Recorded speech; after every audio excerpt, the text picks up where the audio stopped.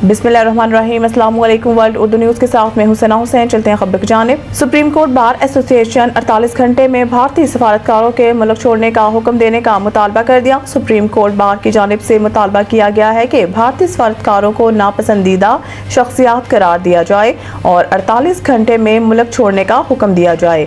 सदर supreme court bar मियां रऊफ ने कहा है कि पहलगाम वाक़े के बाइस सफारती कशीदगी से आगाह हैं, कौमी वक़ार के तहफ़्फ़ुज़ के लिए सख्त और मुअस्सर जवाब नागज़िर हैं। उन्होंने कहा कि पाकिस्तान पर भारतीय इल्ज़ामात मज़ाक़खेज़, झूठ का पुलंदा और बेबुनियाद है।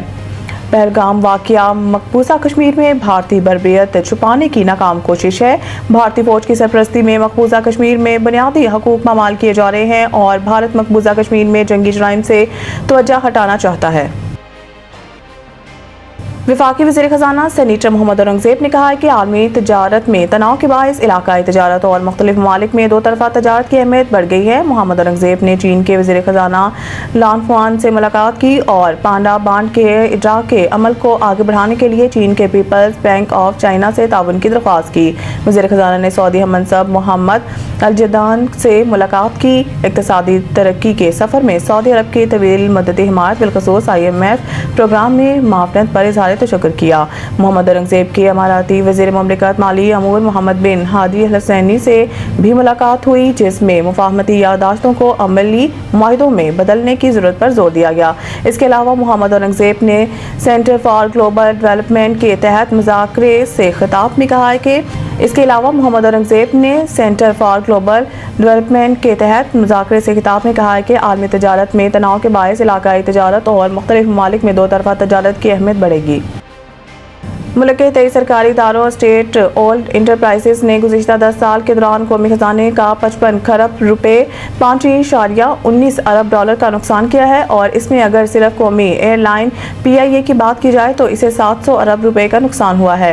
ये एक ऐसा इंकशाफ है जिसने एहतसाब और निजकारी की ज़रूरत को एक मरतबा फिर उजागर किया है। बुध को कौमी असम्बली के कायमा कमेटी बराए निजकारी के इजलास में वज़ीर आज़म के मशीर बराए अमूर निजकारी मोहम्मद अली की जानिब से पेश किए गए एदाद व शुमार सरकारी शोबा में कई दहाइयों से पाई जाने वाली नाअहली और बदइंतज़ामी रोशनी डालते हैं। कमेटी को ब्रीफिंग देते हुए इस बात का इंकशाफ किया गया है कि मौजूदा 5500 में से सिर्फ 1500 यूटिलिटी स्टोर्स ही फाल रहेंगे, जबकि माली लिहाज से बेहतर हालात वाले स्टोर्स की निजकारी का मंसूबा मौजूद है। फारूक सार का कहना था कि मुलाजिमतों का तहफ़्फ़ुज़ रियासत की जिम्मेदारी है। उन्होंने खबरदार किया कि इन इक़दामात की वजह से मुलाजिमीन का मुस्तक़बिल नज़रअंदाज नहीं होना चाहिए। कमेटी को बताया गया है कि स्टोर्स की 2237 मुलाजिमीन को फारिग किया जा चुका है। गुज़िश्ता माली साल के दौरान 38 अरब रुपए की सब्सिडी के बावजूद यूटिलिटी स्टोर्स को रवां साल मुख्तस करदा 60 अरब रुपए नहीं दिए गए। अमरीकी सदर डोनाल्ड ट्रंप ने कहा है कि चीन पर मुनहसर है कि टैरिफ कितनी जल्दी नीचे आ सकते हैं। अगले 2-3 हफ्तों में चीन के लिए टैरिफ तय करेंगे। गैर मुल्की मीडिया के मुताबिक अमरीकी सदर डोनाल्ड ट्रंप ने व्हाइट हाउस में मीडिया से गुफ्तगू करते हुए कहा है कि चीन पर आए टैरिफ में कमी का इन्हिसार चीनी क़यादत के अमल पर होगा। उन्होंने कहा कि अगले 2-3 हफ्तों में चीन के लिए टैरिफ तय करेंगे। अमरीकी सदर ने कहा है कि चीन के साथ डीलिंग बहुत अच्छी करने जा रहे हैं। चीन को मुआहिदा करना ही पड़ेगा। चीन ने मुआहिदा नहीं किया तो हम डील तय करेंगे। दूसरी जानिब ट्रंप ने कहा है कि मेरा ख्याल है कि यूक्रेन और रूस के साथ हमने डील कर ली है। रूसी सदर पुतिन के साथ जल्द मुलाकात हो सकती है। मज़ीद न्यूज़ अपडेट के लिए देखते रहिए वर्ल्ड उर्दू न्यूज़।